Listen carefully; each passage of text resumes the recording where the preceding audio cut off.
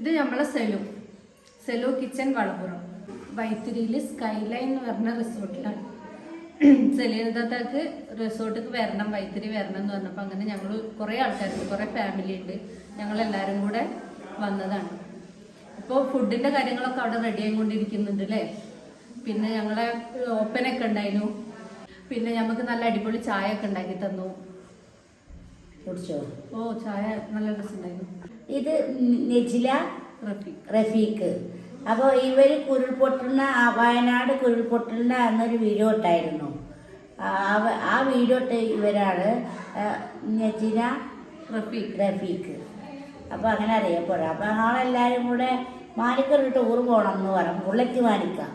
അപ്പം അങ്ങനെ എല്ലാവരും കാണണം എന്നൊക്കെ പറഞ്ഞായിരുന്നു. അപ്പം ഞാനാണ് പിന്നെ പല ഇൻ്റർവ്യൂ ഒന്നും കാര്യങ്ങളും ഇത്ര മോശമില്ലാത്തതുകൊണ്ട് ഞാനും പോന്നു വരെ ഓനെന്ന് പറഞ്ഞിട്ട് അയാളെ പോന്നു. അപ്പോൾ എല്ലാവരും കണ്ടുമുട്ടി, അങ്ങനെയൊക്കെ ഗിഫ്റ്റൊക്കെ കിട്ടി, അങ്ങനെ ഇരിക്കുകയാണ്.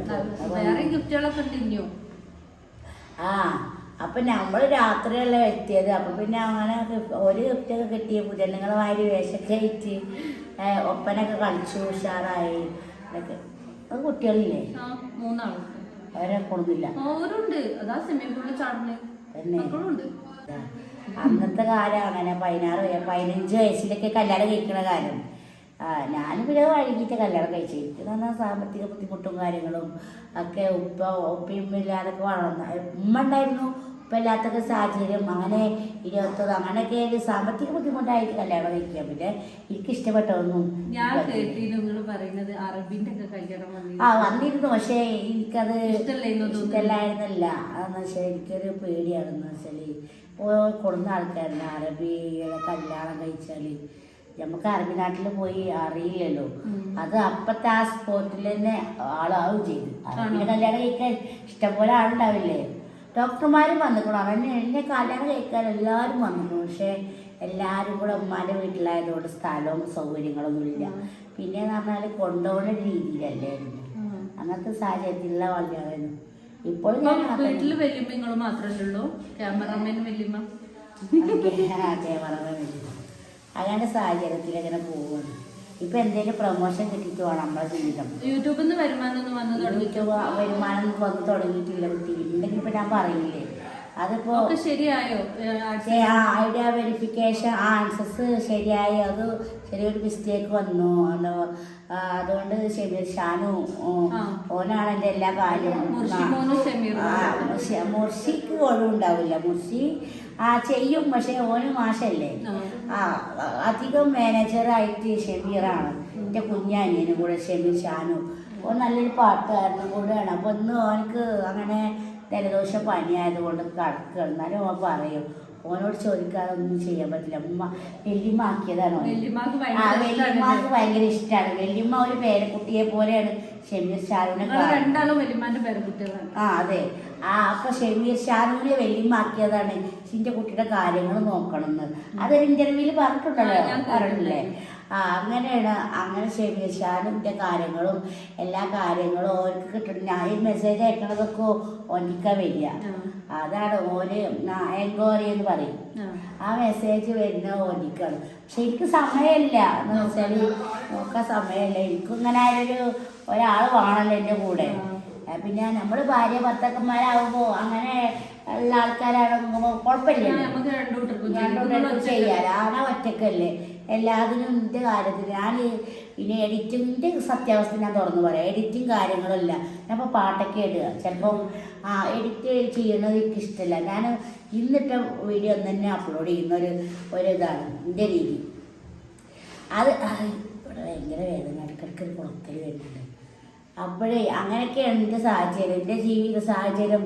എല്ലാവരും ലക്ഷക്കണക്കിന് കിട്ടുന്നുണ്ട്. വലിയ വില്ലുണ്ട്. 2.4 സെന്റ് സ്ഥലത്തിലാണ്. ഇന്നൊരു ലോങ് ടൂർ വീഡിയോ ഇട്ടിരുന്നു. കുഞ്ഞു ബ്ലോഗ് ഇട്ടിരുന്നു. അതിലുണ്ടാക്കാം. പിന്നെ അതങ്ങനെ പരസ്യമായിട്ട് അതിലായിട്ട് ഇങ്ങനെ കാണിച്ചിരുന്നല്ലോ. അപ്പൊ എല്ലാരും വിചാരം ഞാൻ വലിയ ഫാൻസായി, അറിയപ്പെട്ട ഒരാളായി, പൈസ കിട്ടുന്നുണ്ടെന്ന്. അപ്പോൾ മറ്റേ പിന്നെ വെറൈറ്റി മീഡിയ ചോദിച്ചില്ലേ, അപ്പൊ പൈസ കിട്ടിയാലല്ലേ ഇപ്പൊ ലക്ഷക്കണക്കിലാണ് പറയാൻ പറ്റുള്ളൂല്ലോ.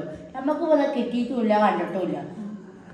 പ്രമോഷൻ എന്തെങ്കിലും കിട്ടിയാൽ മാത്രമേ കാര്യങ്ങളൊക്കെ നടക്കുള്ളൂ. കാര്യങ്ങൾ പറഞ്ഞാൽ നമ്മള് കാര്യങ്ങൾ വലിയമ്മക്ക് പഠിക്കാൻ വയ്യ. എന്റെ ഹസ്ബൻഡ് വയ്യാതെ ഇരിക്കുകയാണ്. അത് നോർമലായി വരുന്നുണ്ട്.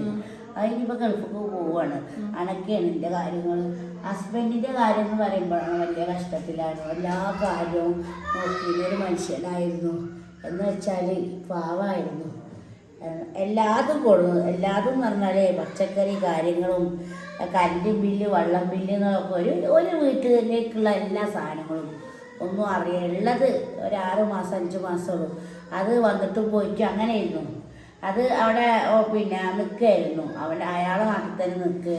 ഹോട്ടലിൽ പണ്ടായി പണി എല്ലാം കഴിഞ്ഞാൽ ഡ്രൈവറായിട്ട് കോടമംഗലം മൂന്നാർ പോവും. എന്താണ് കോയമ്പത്തൂരൊക്കെ പോയിട്ട് അങ്ങനെയൊക്കെ ചെയ്യുന്ന ഒരാളാണ്. അപ്പം അങ്ങനെയൊക്കെയാണ് കാര്യങ്ങൾ.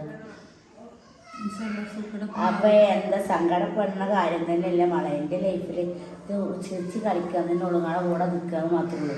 എൻ്റെ ഉള്ളിലുള്ള കണൽ വല്ലാത്തൊരു കനലാണ്. എന്താണ് സന്തോഷം എന്ന് പറഞ്ഞത് നമ്മൾ ജീവിതത്തിലെ ചെറുപ്പത്തിൽ ഉപ്പ മരിച്ചതാണ്. ഉപ്പാനെ കണ്ടിട്ടില്ല. അങ്ങനെ അമ്മമാരെല്ലാവരും വളർത്തി വലുതാക്കിയതാണ്. അപ്പോഴാണ് ഒരു കല്യാണം കഴിച്ച് ആറ്റുനോറ്റൊരു കല്യാണം കഴിച്ചതാണ്. അതിപ്പോൾ ഇങ്ങനെയായി. അസുഖം എന്നതിപ്പോൾ നമുക്കറിയില്ലല്ലോ. കല്യാണത്തിന് മുന്നുണ്ടെന്നാണ് ഡോക്ടർ പറഞ്ഞത്.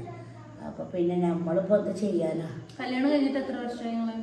കല്യാണം കഴിച്ച് 2 വർഷമായി. പക്ഷേ അതിൻ്റെ ഒരു സാഹചര്യം എന്ന് പറഞ്ഞാൽ അത് ക്യാൻസർ എന്ന സാധനം നമ്മൾ അറിയാൻ പറ്റുന്നതല്ലല്ലോ. അത് പിന്നെ സിസറും കാര്യങ്ങളൊക്കെ വലിച്ചിരുന്നു. പക്ഷേ പിന്നെ നമ്മൾ ഭക്ഷണം കഴിക്കാതെ ഇരിക്കുമ്പോഴും ക്യാൻസർ ഭക്ഷണം കഴിക്കണം. പക്ഷേ അതൊക്കെയാണ് എന്താണെന്നറിയില്ല. നമ്മളെ ലൈഫിൽ ഇങ്ങനെയൊക്കെ ഒരു ജീവിതം നല്ല സന്തോഷമായി പോവുമായിരുന്നു. അതിൻ്റെ ഇടയ്ക്കാണ് പല്ല് കുത്തിയിട്ട് ഇതായത്, മുറിയായി ഇതായൊക്കെ ചെയ്ത് പിന്നെ അങ്ങനെ ഇതായി. എന്തായാലും നിങ്ങളെ കാണാൻ പറ്റിയത്, ഒരു ദിവസം നിങ്ങളെ കൂടെ നിൽക്കാൻ പറ്റിയതിൽ ഒരുപാട് സന്തോഷമുണ്ട്. ഓക്കെ, നമ്മളിപ്പോൾ അത് കരുതിയിട്ടില്ലല്ലോ. നമ്മൾ ഉറക്കത്തിൽ കരുതിയില്ല ഇങ്ങനെ ഒരു പ്ലാൻ ടൂറും കാണുന്നുള്ളത്. പക്ഷേ അങ്ങനെയൊക്കെ ഒരു സാഹചര്യത്തിൽ ഒരുപാട് ആൾക്കാരെ പരിചയപ്പെടാൻ പറ്റില്ല. ഞങ്ങളൊക്കെ നിങ്ങൾ ഫസ്റ്റ് ആയിട്ട് കാണല്ലേ? നിങ്ങളെ വിളിച്ചിക്കണമെന്ന് പറഞ്ഞാൽ എനിക്ക് സമയം എന്ന് പറഞ്ഞാൽ ഞാൻ ആ സമയത്തൊക്കെ 2 മണിക്ക് വിളിച്ചു. നമ്മൾ കാണുന്നുണ്ട്. ആ സമയത്തൊക്കെ നിങ്ങൾ വീഡിയോ കാണുന്നുണ്ട്. ചിലവർ കണക്കില്ലല്ലോ. 2 മണിയായിട്ട് ആണുങ്ങളല്ല അധികം.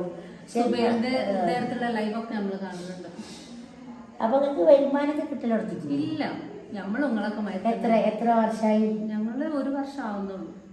ഞങ്ങള് റീച്ച് കാര്യങ്ങളൊന്നുമില്ല. റീച്ച് കുഴപ്പമില്ല, അങ്ങനെ പോണ്. പക്ഷെ നിങ്ങൾ എന്താണ് ചെയ്യുന്നത് അതിന്? ഞങ്ങള് ലൈഫ് സ്റ്റൈൽ വ്ലോഗാണ് ചെയ്യുന്നത്. നിങ്ങള് പിന്നെ വീട്ടിലുള്ള എല്ലാ ജോലികളും മക്കളും ഒരു കുടുംബമായിട്ടുള്ളത് അങ്ങനെയാണ് നിങ്ങൾ പറയുന്നത്. ഇതാ നോക്കി അതൊരാള്. ഇതോ? ഇതറിയില്ല. ഞാൻ ഇത് ഇതാക്കട്ടെ. അയ്യോ